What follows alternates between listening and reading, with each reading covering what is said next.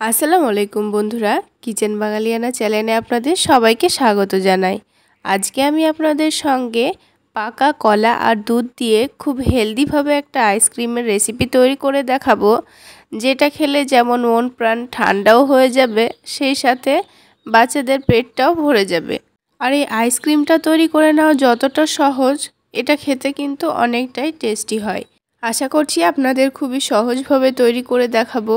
আর সহজ রেসিপিগুলো পেতে আমার চ্যানেলটি সাবস্ক্রাইব করতে ভুলবেন না, আর সেই সাথে ফেসবুক পেজটিকেও একটু ফলো করে রাখবেন। আইসক্রিম তৈরি করে নেওয়ার জন্য সবার প্রথমে আমাদের লাগছে কলা, আর আমি এখানে 4টা কলা নিয়ে নিয়েছি। কলাগুলোর খোসাটাকে খুব ভালোভাবে ছাড়িয়ে নিয়ে কুচি কুচি করে কেটে নিচ্ছি। এবার এই কুচি কুচি করে কেটে নেওয়া কলার পিসগুলোকে আমি 1 ঘন্টার জন্য ডিপ ফ্রিজে রেখে দেব। আপনারা চাইলে নাও রাখতে পারেন, এমনিতে এটা ব্লেন্ড করে নিলেও হবে। এবার এটাকে 1 ঘন্টার জন্য আমি ডিপ ফ্রিজে রেখে দিচ্ছি। 1 ঘন্টা পর আমি এটাকে ব্লেন্ড করে নেব।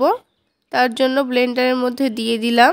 এবার এই আইসক্রিমের মধ্যে আমি অল্প করে একটু চকলেট দিয়ে দিচ্ছি। আমি এখানে ডার্ক চকলেট দিয়েছি। আপনাদের হাতের কাছে যদি ডেয়ারি মিল্ক থাকে সেক্ষেত্রে কিন্তু ডেয়ারি মিল্কটা দিয়ে দিতে পারেন। আর এভাবে একটু চকলেট দিলে এই বাচ্চারা কিন্তু খুবই পছন্দ করে খাবে। এবার এর মধ্যে দিয়ে দিলাম দুধ। দুধটা কিন্তু আগে থেকে জাল করে নিয়ে ঠান্ডা করে নিয়েছি।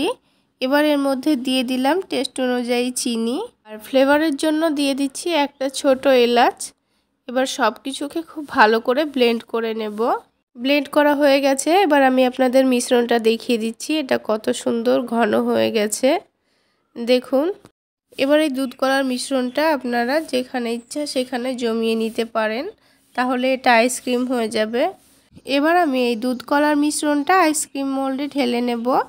আমি কিন্তু এখানে দুধ কলার মিশ্রণটা ছেঁকে নিলাম না, কারণ এটা খুব সুন্দরভাবে ব্লেন্ড হয়ে গেছে, তাহলেও কোনো অসুবিধা নেই, মুখে পড়লে ভালোই লাগবে।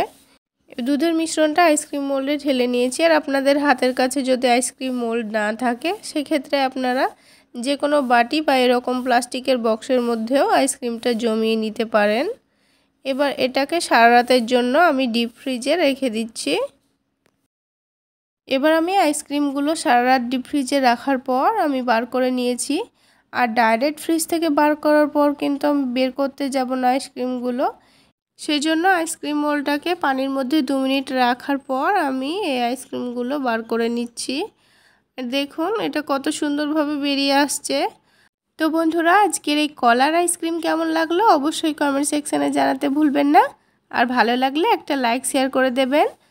তাহলে আজকে এই পর্যন্তই। সকলে অনেক বেশি ভালো থাকবেন, সুস্থ থাকবেন।